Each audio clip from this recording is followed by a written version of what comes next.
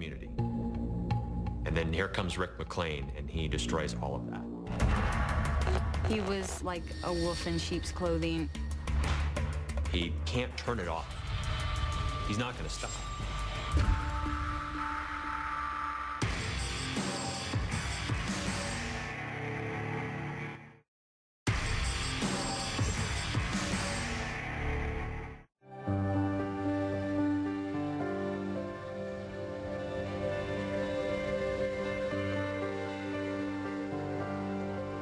The first time I met Rick McLean was at a meeting at the Alpine Congregation of Jehovah's Witnesses. He was a ministerial servant, so he had privileges of helping the elders maybe read during the meeting. I thought he was liked by everybody. He was very easygoing. I could relate with Rick because he worked on high-performance cars. And I've worked on race boats and race cars myself. And so on that level, we had a lot in common. And often, our two families would work together out in the door-to-door ministry. We started doing family things with them right after their daughter was born. They wanted to go on vacation with us in the summers. They invited us over to dinner a lot, so we ended up doing a lot of things with the McLeans. He was always wanted to do stuff with us kids, whether it be like, do you guys want to go like play games at the arcade, or do you want to go get ice cream? He was definitely respected in the church. I feel like everyone got along with him. He was definitely trusted, well-liked.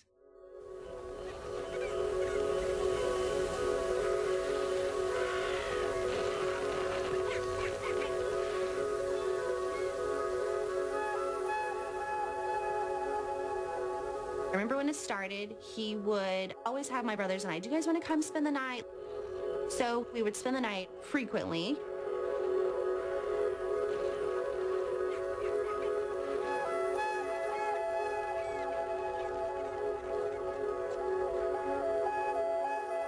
He would want to tell us like stories.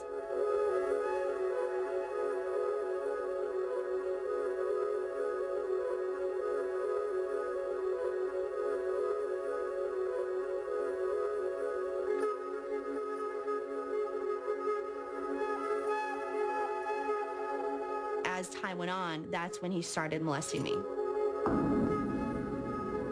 Basically right in front of my brothers, but they didn't even know it. I mean, lights were off and no one knew what was going on.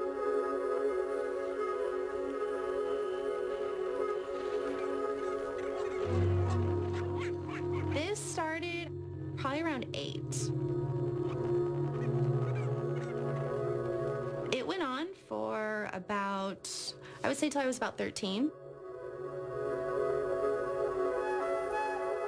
I didn't really know what to do, so I just didn't say anything.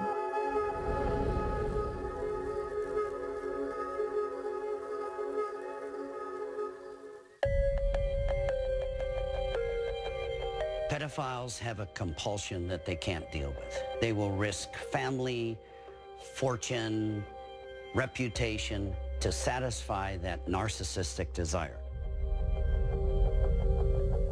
The first step in his process would be to gain the trust of the parents of the young girls he intended on victimizing. So he would leverage that fact of how close-knit a Jehovah's Witness community is. He would build on that to get the parents to bring children to him. Finally, in the spring of '04, the first victim confronted him and said, point blank, "You molested me." And he admitted to it in front of her, in front of the adults, and in front of his wife. That was the dam busting moment, and the floodgates opened from then.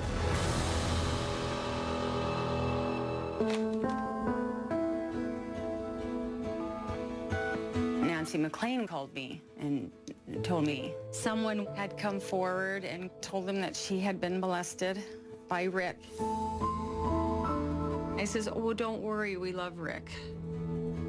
I actually remember doing that. But then I think I realized it sunk in. She said, "You need to talk to your daughter."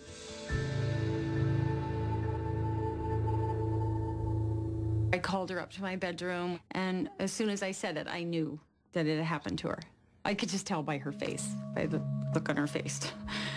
So, and then I said, "Did anything happen to you?" And she said yes, and she started crying.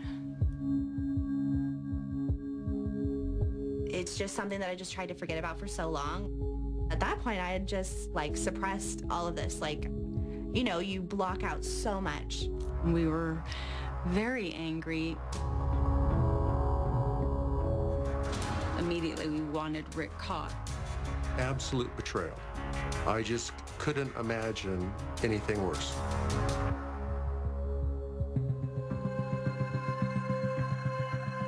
More victims started coming forward through summer of 2004. So at this point, McLean's been charged with 16 counts of sexual assault on 4 children. Rick McLean's family left him. They packed up all their stuff and moved out and left him on his own. He wrote us a letter apologizing to us and asking for us to remember the good Rick. But I really feel there was no good in him. He started liquidating his businesses, sold off race cars, sold off the properties that he owned. And I kind of believe he had a plan for a long time. He, some level, knew this day was going to come.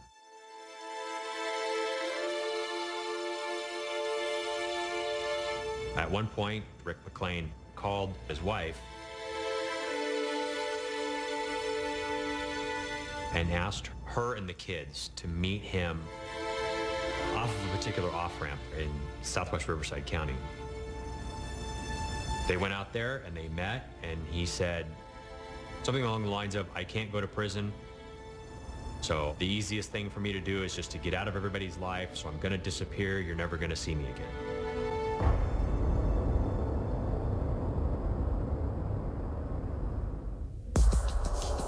They are the vampires of our children that live amongst us.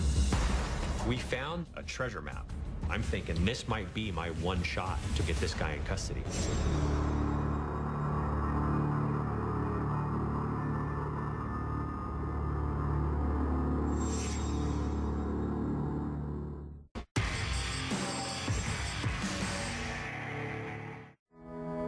Rick McLean was revealed as a molester. I could not believe that as hard as we had tried to give our kids a good life, that these things had happened. It destroyed my family. I mean, how would it not? Just basically because of this sick individual.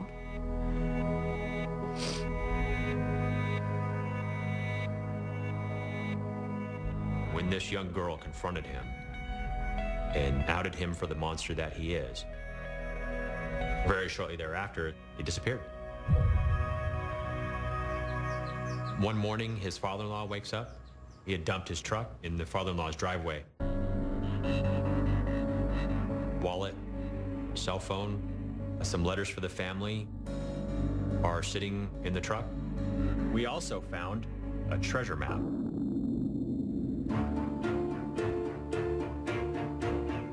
There was a schematic on it. There was instructions about where to find this buried container. And McLean wrote this cryptic note to his family. Said, "If something happens to me, someone will contact you and tell you where to find the house where this treasure's buried." So on the map, there was a number, 614. We knew it was part of a house number. We weren't sure that we had the complete number. We had no idea what street it was on, didn't know what city it was in, or even what state it was in. We looked and looked and looked and worked with the Postal Service and looked at maps.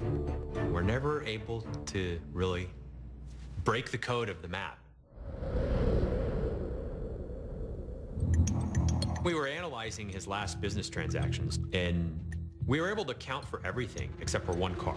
It was described as a 3/4 scale replica 1955 Chevy race car. Pretty unique car. And I was actually able to backtrack all the way to the guy who originally built the cars and lives down in Florida. He calls me and says, hey, this guy over in Daytona Beach has one of these cars. So I get a hold of that guy, and he says that he bought the car from this dealership in Georgia. Well, I talked to the guy in Georgia. He bought the car from an auction in Arizona in 2005. Now I'm excited because this falls into my timeline. So I end up with this huge stack of paperwork from all of the auctions that happened in Scottsdale in 2005. Found the car, pulled the information. I didn't recognize the name, but as soon as I read the address, it was the biggest, most exciting moment of the investigation. Oh my God, I decoded the treasure map because the address was the parcel from the treasure map. Perfect, absolute match for the sketch that he had left behind in the truck. I'm thinking this might be my one shot to break this thing open and get this guy in custody. What we found was just a retired guy living by himself in this house. They showed me a picture, and they said, do you know this person? And I knew it was McLean. A longtime neighbor brought Rick to my house, and Rick was going through a divorce. I invited Rick to stay in the spare bedroom. I didn't know he had a different side. I only feel badly that I helped perpetuate his freedom. It's really sad how these guys work society, how they are able to exist amongst us and constantly count on the charity and goodwill of people. We used the map to identify the exact spot on the side of the house where McLean had indicated on the treasure map that something was buried. We called in a special forensics team. Unfortunately, when they dug it up, there was nothing there, but there was an indentation in the ground that showed that a container had been buried there, just as he had described in the treasure map. Our best guess is that he hid some money or maybe some other important documents in there to try to keep him away from law enforcement. Once he decided to leave the house where he was staying, he dug it up and took it with him.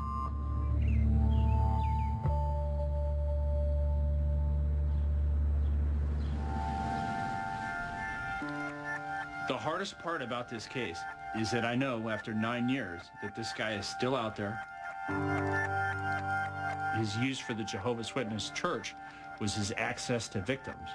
There are several other churches and organizations in the country that would take him in, that would give him similar access to victims. What most people don't understand about pedophiles is the depth of their cunning. You have to live in society while you're molesting your best friends, your neighbors, or your relatives' children. They're the vampires of our children that live amongst us. I figured they would find Rick. I didn't think it would be 10 years later. We're still wondering, you know, where is he? Are we going to find him? We don't even know how many kids he's molested over the last however many years. Best case scenario that could happen is he's caught as soon as possible, trial, life in prison. And prison population has a way of taking care of business. Rick McLean enjoys camping and is a fan of traditional country music. He's a night owl. If you've seen Rick McLean or have any information as to his whereabouts, please call 1-866-THE-HUNT or go online at cnn.com/thehunt. You can remain anonymous. We'll pass your tip on to the proper authorities, and if requested, we'll not reveal your name. You know, I don't even have dreams of this. It's like the same recurring dream where he's there and I can't get help, and, you know, it would be nice just to find him so he can get what he deserves and go to jail and not hurt any more kids.